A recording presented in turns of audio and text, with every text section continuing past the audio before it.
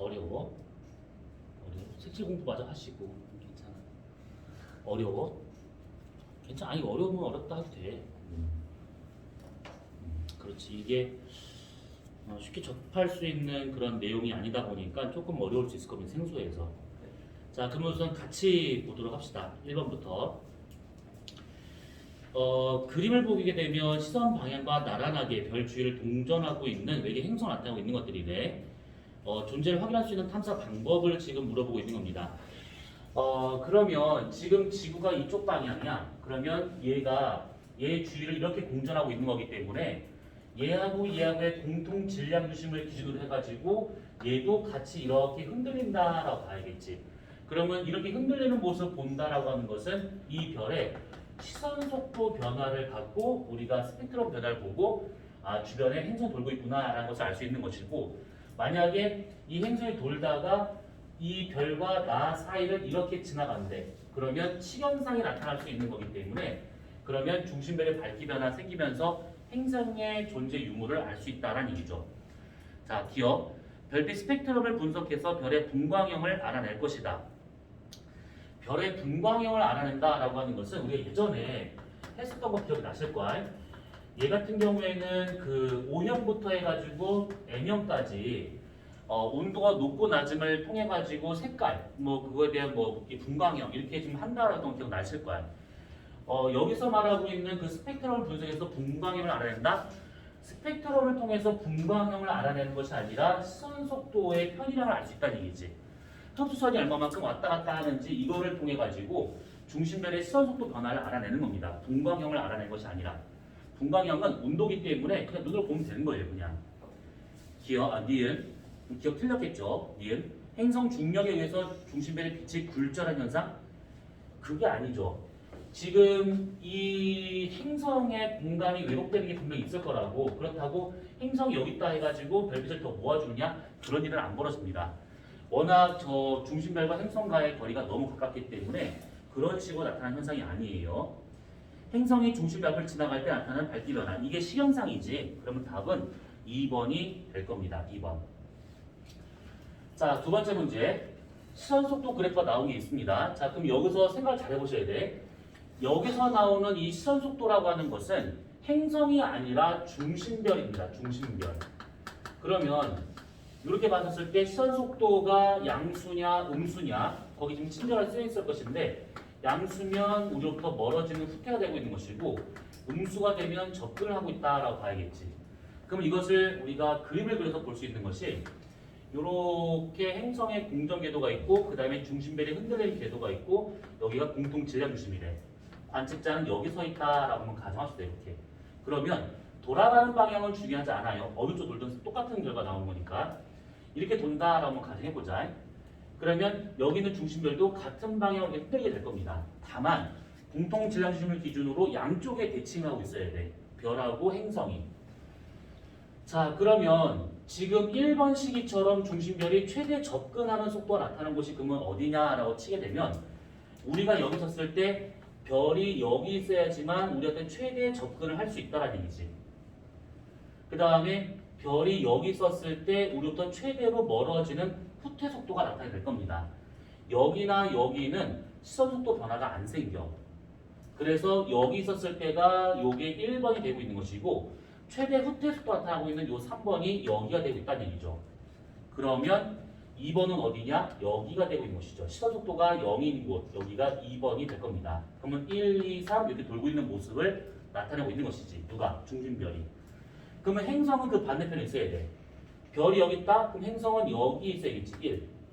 여기 별이 있다? 반대편 여기에 2. 행성이 여기 있으면 반대편 여기에 3. 이렇게 행성이 돌고 있더라 라고 볼 수 있는 겁니다. 기억. 1일 때 스펙트럼의 청색편이 접근하고 있으니까 그러겠지. 니은 2일 때 외계 행성에 의한 중심변의 시간상이 나타날 것이다. 2가 되면 우리가 여기 있기 때문에 별이 여기 있고 행성은 뒤에 있습니다. 그러면 시간상이 나타나려면 행성이 이 앞을 지나가야겠지. 근데 별이 있고 행성이 뒤에 있는 거기 때문에 시간상이 안 나타납니다. 이건 외계 행성의 공전 주기는 3 빼기 1이 될 것이다. 3 빼기 1, 그러니까 3과 1, 여기까지 오는데 걸리는 시간은 전체 공전의 절반밖에 안 되는 것이지. 그래서 공전주기가 되는 것이 아니라 공전주기의 절반값이 되고 있는 겁니다. 그럼 답은 1번이 돼야겠지. 하다가 이해 안 되면 질문 바로바로 하세요. 어차피 모르는 거기 때문에 모르는 게 당연한 거야. 자, 세 번째 문제. 가나는 외계 행성을 탐사하는 서로 다른 방법이래요. 가가 시현상이고 나가 미세 중력 렌즈 현상이지. 이래서 쓸 때 자 우선 기억. 가는 지구 규모의 행성보다 목성 규모의 행성 탐사에 유리할 것이다. 이게 가려지는 거잖아. 그러면 반지름이 커야 많이 가릴 거란 말이지. 그럼 밝기 변화가 확 드러날 겁니다. 그러면 지구처럼 조그만 행성보다는 이왕이면 목성처럼 큰 행성이 가려줘야지만 밝기 변화가 많이 나타날 겁니다. 그러면 기억은 우선 맞겠지. 큰 행성일수록 면적이 큰 행성일수록 더 유리한 거 맞습니다. 니은 나에서 배경별의 밝기는 B 위치에 가장 어두울 것이다. B가 이렇게 있었을 때 가장 뭐랄까 가장 그 밝은 게 되는 것이지. 같은 선상에 놓여졌을 때. 근데 그림이 좀 이상하다. 이게 하여튼 이거 왜 이래? 배경별이라고 하는 거는 뭐냐면 배경이야. 그러니까 우리가 우주를 봤을 때 하나의 배경이 되고 있는 걸 말하고 있는 것인데 그 뜻은 뭐냐면 너무 멀리 있기 때문에 우리가 어떻게 공전하든 자전하든 항상 그 자리에 있는 것처럼 보이는 겁니다. 그러면 거기 나처럼 배경별이 직접 운동한다? 불가능해요. 그것은. 있다 하더라도 우리가 관측을 못합니다. 근데 요즘 왜 이런 그림 나왔을까? 어쨌든 간에 니은은 틀렸겠고 디귿 가나 모두 행성 공전궤도면이 시선 방향에 날아날 때 가는 확실히 우리가 공전궤도면이 내가 보는 시선 방향과 날아나야지만 별을 가린단 말이지. 그러면 잘 볼 수가 있어. 근데 미세 중력 렌즈 현상은 공간이 왜곡되는 거잖아. 공간. 3차원이 왜곡되는 거기 때문에 굳이 내가 보는 시선 방향과 일치하지 않아도 나타날 수가 있습니다. 그래서 디귿과 같은 경우에는 이게 틀렸기 때문에 답은 1번이 될 겁니다. 1번. 자, 네 번째 문제. 요건데 지금 시선 방향하고 나랑 공통 질량수를 공전하고 있는 외계 행성계랍니다. 지금 지구가 여기 방향에서 얘를 이티즘 보고 있는 중이야. 그러면 행성이 이렇게 지금 반시계 방향으로 공전한다. 그러면 중심별도 반시계 방향으로 흔들리고 있다라고 보면 될 것 같아요. 자, 기억. 행성이 A에 있었을 때 별빛 스펙트럼에서 적색 편의가 나타날 것이다. 행성이 여기 있잖아? 그럼 별은 여기 있어야 돼요. 그치? 그러면 그때 내가 여기 있는 상태에서 행성이 이렇게 돌고 있기 때문에 별도 이렇게 돌고 있는 중이지. A에 있었을 때 우리 쪽으로 다가오는 운동을 하고 있을 겁니다. 그러면 청색 편이 나타나고 있는 거 적색 편이라고 물어봤으니까 틀렸겠지. 니은 별과 행성은 공통 질량수를 같은 주기와 같은 방향 분전하고 있다. 그렇지. 그래서 얘 같은 경우에는 얘를 기준으로 해가지고 공통 질량수를 기준으로 해서 서로 마주보는 상태에서 이렇게 지금 돌고 있는 중이에요. 이런 식으로. 그래서 이렇게 되고 있기 때문에 같은 주기를 갖고 공전하고 있는 거 맞아요. 그래서 니은과 같은 경우는 맞겠고 디귿 행성의 질량이 현재보다 작아진다면 공통 질량 기준과 별 사이 거리가 0.1 AU라고 되어 있는데 이보다 더 멀어질 것이냐. 자, 이게 무슨 말이냐면 별이 이렇게 있는 상태고 행성이 이렇게 있는 상태인데 이렇게 선을 그어봤을 때 공통 질량 기준이 여기 있대. 이게 지금 여기서 여기까지 0.1 AU래. 근데 만약에 거기 나와 있는 것처럼 행성의 질량이 현재보다 작아지면 이거가 만약에 질량이 작아지더라 이렇게 그러면 얘가 질량이 작았기 때문에 공통 질량심이 여기 있는 것이 아니라 얘가 살짝 이쪽으로 이렇게 이동합니다. 이렇게 얘가 질량이 작은 거니까 얘 가는 그 만일력이 작겠지. 그렇기 때문에 공통 질량심이 일로 이동을 하게 돼요. 그래서 얘가 여기서 쓸 때는 이 정도의 궤도로 흔들렸지만 만약에 이렇게 공통 질량심이 별도로 갔다? 그럼 요거를 반지름으로 하는 요 정도의 원으로 공전하다 보니까 이 속도 변화량이 되게 적게 나타납니다. 잘 안 보이게 돼요. 이거는 간단히 생각하면 돼. 시소. 얘네하고 얘가 둘이서 평행을 유지하려면 얘가 만약에 지금 질량이 작고 질량이 큰 거니까 받침점이 여기 있어야 돼. 근데 만약에 얘가 더 가벼워진대. 근데 둘 사이에서 평형 상태를 유지하려고 한대. 그러면 받침점이 여기 아니라 이리로 가야 되는 것이지. 그러니까 시소로 생각하면 좀 더 깔끔할 겁니다.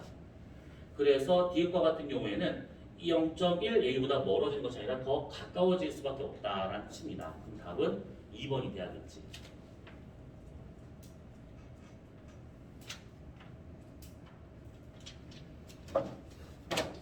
자, 그러면 50페이지로 넘어갑시다. 50페이지.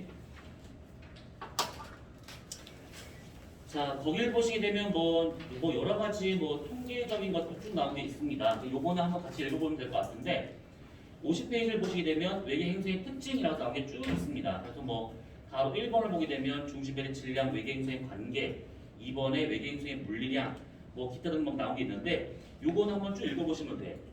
이게 뭐 외계 행성이 이렇다는 특징이라고 하는 것은 사실 지금까지 발견된 것이 한 5천여 개 정도 되는데 5천여 개의 어떤 통계적으로 봤을 때 이렇다라는 뜻입니다. 모든 외계 행성이 다 이렇다라는 뜻은 아니에요. 발견된 것들만 봤었을 때 이렇다라는 얘기예요, 이게. 그래서 이렇게 많은 행성들 중에 이 행성에서는 아마 생명체 있지 않을까라고 추려서 몇 개를 볼 수가 있는 것이고 그 중에서 지구랑 비슷한 환경, 뭐 똑같을 수는 없겠지만 지구랑 비슷한 환경이 될 수 있는 행성을 대략 한 5개 정도를 좀 찾아냈어요. 여기에서는 아마 우리와 거의 비슷한 환경이기 때문에 이런 식으로 아마 지적 생명체가 존재하지 않을까 또는 문명이 발달하지 않았을까라고 보고 있는 중이죠. 그때 한번 얘기했었지. 그 아바타 영화, 아바타에 나오는 그 판도라 행성과 같은 그런 환경이 아마 분명히 있을 것 같습니다. 그 5개 중에서 개봉한데 좀만 기다리면 금방 나올 것 같아. 아바타 두 번째 거. 그게 올해 말인가 내년 말인가 그런데 아마 올해 말이었으면 좋겠어. 아바타 1990년대 영화 아니었어요? 90년대 영화라고? 무슨 소리 하고 있는 거야? 그렇게 오래되지 않았어. 2000년대에 들어와서 나중에 몇 년생이냐? 몇 년생이야? 07년생이야? 니네 태어날 때쯤 그때쯤에 나오는 영화입니다. 한 10년 좀 됐으니까 10년인가 10년 좀 넘었으니까. 2009년. 아, 니네 한참 3살 때 이유치 막 퍼먹고 있었을 때 막 두 그릇씩 막 그냥 쿡쿡 막 먹고 있었을 때 한참 막 영화에 관심 있을 나이잖아. 그래서 그때 나온 영화인데 그래도 봤지 영화는? 네. 안 본 사람 없지? 그 아바타는 그래도 명작이니까 봤겠지. 아바타 2 2022년 12월 16일. 2022년이면 언제야? 내년. 이런 씨. 네, 3년 정도. 계속 언제? 내년 12월. 2년 12월 16일. 아, 그 아바타 그 제작을 한다 막 말 많다가 제작이 좀 들어갔거든. 미뤄지고 미뤄지고 계속 미뤄졌다. 어? 계속 미뤄져가지고 결국 2022년까지 가. 그러니까 계속 미뤄지다가 이번에는 확정일 거야. 2억 5천만 달러 제작. 오씨 대박 사건. 씨. 와. 월트 디즈니 스튜디오스 제작. 알았어. 고맙다. 제작사까지 알려주시고 고맙습니다. TMI. 닥쳐. 자, 그러면 50페이지까지 외계 행성의 특징은 그냥 읽어보는 걸로 끝나고 이걸 더 할 필요는 없을 것 같습니다. 51페이지를 보게 되면 외계 생명체 탐사. 행성을 찾았으니 생명체가 있냐 없냐 이걸 찾아보는 내용인데 이 내용에 대한 것은 시간 관계상 지금은 하지 않을 거고요. 다음 주에 이거를 이어서 보도록 합시다. 그러면 외계 행성은 끝나는데 문제는 뭐냐면 뒤로 넘어가 봐. 어디를 보시냐면 82페이지. 82페이지 보면 외부 은하하고 빅뱅 우주론이라는 것이 나오게 돼. 여기서부터가 정말 골 때리는 내용이 될 겁니다. 수업하기도 전에 김 빠지는 소리일 수도 있긴 하겠지만 여기는 은하까지 내가 이해한다 쳐. 은하까지는 이해가 돼. 그런데 그 뒤에 나오는 허블 법칙, 우주 팽창, 우주의 미래 난 당체 이해를 할 수가 없어. 왜냐하면 이게 거짓말일 수 있거든.